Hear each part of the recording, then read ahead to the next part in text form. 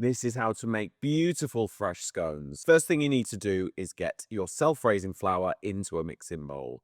Then some room temperature butter. Just cut it straight into little chunks straight in the flour. Get your hands in, get lots of air in there, crumble it in with your sugar and some lemon zest for fragrance. Then an egg straight into the middle with a little bit of milk and start to fold it all together. Don't overmix it, don't work it too hard. Just bring it together to a sort of shaggy dough and then transfer it onto a worktop, little bit of flour, and then kind of scrunch it together, compact the dough, and then push it in from the sides, tap it down. Then get a simple cutter, push straight in onto a baking tray, and then brush with beaten egg.